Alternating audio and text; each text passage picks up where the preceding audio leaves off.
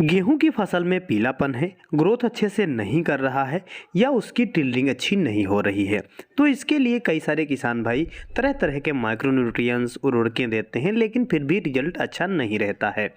तो दोस्तों आज हम आपको इसी से संबंधित पूरी डिटेल से जानकारी देने वाले हैं कि आपकी गेहूं की फसल में पीलापन क्यों आता है, ग्रोथ कैसे रुक जाती है, टिल्डिंग बढ़ाने के लिए क्या क्या उपाय करने चाहिए। क्योंकि आपको पता होगा कि हमारी फसल की शुरुआती अवस्था अगर अच्छी नहीं होती है, पौधे का विकास अच्छा नहीं होगा, जड़ें ज़मीन की निचली सतह तक नहीं जाएंगी।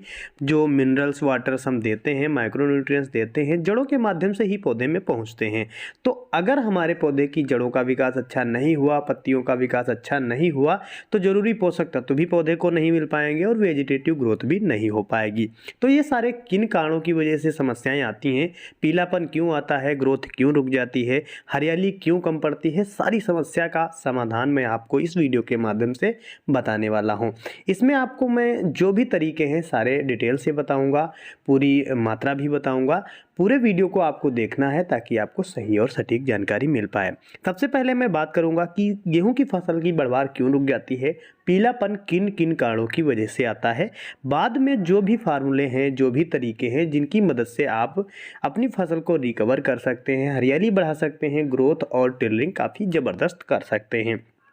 वीडियो को लाइक कर दीजिए, चैनल को सब्सक्राइब कर ले। जो किसान भाई चैनल पर नए हैं वो सब्सक्राइब कर घंटी के निशान को जरूर दबाएं ताकि अगला आने वाला वीडियो भी आपको सबसे पहले देखने को मिल सके। सबसे पहले मैं बात करता हूं कि पीलापन किन कारणों की वजह से आता है। गेहूं की फसल में पीलापन आने के कई कारण हो सकते हैं। एक तो जब आप पहला पानी दे रहे हैं तो पानी की मात्रा अधिक होने की वजह से भी पीलापन आ जाता है। पहला पानी निश्चित इतना देना है कि ज़मीन से पानी निकल जाए और वहाँ पर जलभराव ना हो, ताकि आपकी जो पौध है वो पीली ना पड़े। अगर पहला पानी में जलभराव अधिक हो गया है, ज़्यादा आपने पानी लगा दिया है, पीलापन आ गया है, तो उसको नियंत्रण करने के लिए आप क्या कर सकते हैं, जो NPK 19-19-19 से 18-18-18 आती है उसका स्प्रे करेंगे तो धीरे धीरे रिकवर भी हो जाएगा। लेकिन ध्यान रखें पहला दूसरा पानी आप कम से कम लगाएं तो ज़्यादा बेटर रहता है। पीलापन आने का जो दूसरा कारण है वो है खरपतवारनाशी का प्रयोग करना। हमारी गेहूँ की फसल में शुरुआती अवस्था में ही खरपतवार निकल आते हैं, तो उनके नियंत्रण के लिए जब किसान भाई खरपतवारनाशी देते हैं तब हमारे पौधे पर भी असर हो जाता है, पौधा पीला पड़ जाता है, उसकी बढ़वार भी रुक जाती है। तो ध्यान रखें जब आपकी फसल थोड़ा ग्रोथ कर जाए तब आप खरपतवारनाशी को डालेंगे तो बेटर रहेगा। पहले ही पानी पर या पौध जो आपकी छोटी है तभी आप इसको दे देते हैं, खरपतवारनाशी डाल देते हैं, तो खरपतवार तो नष्ट हो जाते हैं लेकिन साथ ही हमारी फसल पर भी प्रभाव पड़ता है। तो अगर आपने खरपतवारनाशी दी है, पीलापन आ गया है, बढ़वार रुक गई है, तो इसको आप रिकवर करने के लिए NPK 19-19 1 किलोग्राम ले सकते हैं। साथ में आपको 250 ml सागरिका लेकर के स्प्रे करना है। इसके स्प्रे से आप अपनी फसल को पुनः रिकवर कर पाएंगे, हरियाली और ग्रोथ भी अच्छी होगी। तीसरा जो कारण रहता है, माइक्रोन्यूट्रिएंट्स की कमी के कारण भी हमारी फसल पीली पड़ जाती है, क्योंकि हमारी फसल को जिंक, सल्फर, मैग्नीज, सल्फेट इत्यादि की आवश्यकता होती है। अगर ये हमारी जो ज़मीन है, मिट्टी में ये पोषक तत्व नहीं है या हमने बुआई के समय बेसल खुराक में पोषक तत्वों की पूर्ति नहीं की है, तब भी हमारी पौध पीली पड़ सकती है।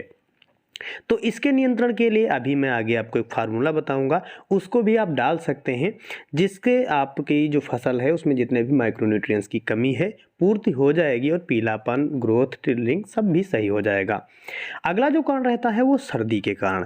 सर्दी जब अधिक पड़ती है, पाला काफ़ी अधिक हो जाता है, तो पाले के चपेट में पौधा जब आता है तब भी पीलापन हल्का फुल्का दिखाई देने लगता है। पीलापन होने का एक और कारण होता है, जो पिछली हमने फसल ली थी उसके अगर अवशेष सड़े गले नहीं हैं, बिल्कुल मिट्टी में नहीं मिल पाए हैं, तब भी पीलापन हो सकता है। तो इसके लिए किसान भाई यूरिया का प्रयोग कर सकते हैं। जब यूरिया डालेंगे तो जल्द से जल्द वो अवशेष सड़ जाएंगे और हमारी फसल में फिर से पीलापन आ जाएगा। किसान दोस्तों, जब आपकी फसल पीली हो जाए, ग्रोथ कम हो, टिल्डिंग अच्छी ना हो, तो जो दानेदार फार्म में उर्वरकें होती हैं उनको ना दे करके आप स्प्रे करेंगे तो ऊपर से जब पोषण हमारी फसल को मिलेगा पत्तियों से, तब काफ़ी अच्छा लाभ मिलेगा। वहीं जो दानेदार फार्म में हम देते हैं तो पहले तो खेत में अच्छी नमी होने की आवश्यकता है। अगर पर्याप्त नमी नहीं है तब भी हम पूरा लाभ नहीं ले पाएंगे। क्या रहता है, वो मिट्टी में जा करके जड़ों के माध्यम से पौधे तक पहुँचता है, तो थोड़ा प्रोसेस भी लंबा हो जाता है और पूरा लाभ भी नहीं मिल पाता है।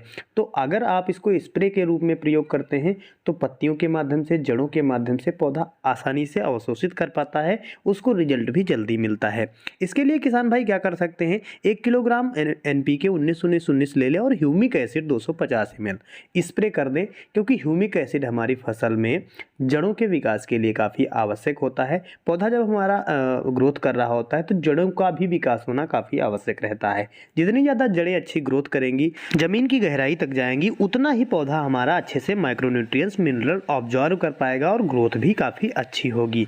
इसके लिए जो आप NPK 19-19 से 1 किलोग्राम और ह्यूमिक एसिड 250 ml स्प्रे कर सकते हैं, या फिर किसान भाई यूरिया का घोल भी स्प्रे कर सकते हैं, जिसमें आपको 3 किलोग्राम यूरिया लेनी है 1 एकड़ के लिए और ह्यूमिक एसिड 250 ml लेकर के घोल तैयार करके 200 लीटर पानी के साथ में स्प्रे कर सकते हैं। दोस्तों अब हम आपको बताते हैं, जिन किसान भाइयों ने बुआई के समय सल्फर या मैग्नीज सल्फेट या फेरस सल्फेट और जिंक, बोरान इत्यादि की पूर्ति नहीं की है, उनको अपनी फसल की टिल्लिंग ग्रोथ बढ़ाने के लिए इन सारे पोषक तत्वों को कैसे देना चाहिए। इन पोषक तत्वों को देने के जो दोनों तरीके हैं मैं आपको बता रहा हूँ, स्प्रे के माध्यम से भी और जड़ के पास अगर आप छिड़काव विधि से देना चाहते हैं तो छिटक भी सकते हैं।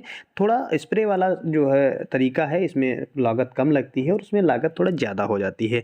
स्प्रे में आप 200 से 250 रुपये में निपट जाएंगे, लेकिन जो दानेदार फार्म में आप देंगे जड़ के पास, उसमें थोड़ा लागत भी ज़्यादा लग जाती है। सबसे पहले मैं आपको बताऊंगा कि आप जड़ के पास अगर देना चाहते हैं तो कौन कौन से माइक्रोन्यूट्रिएंट्स की मात्रा आपको कितनी रखनी है। सल्फर 90% वाली 2 से 3 किलोग्राम 1 एकड़ के लिए लें। मैग्नीशियम सल्फेट आपको 6 किलोग्राम या 5 किलोग्राम 1 एकड़ के लिए लेनी है।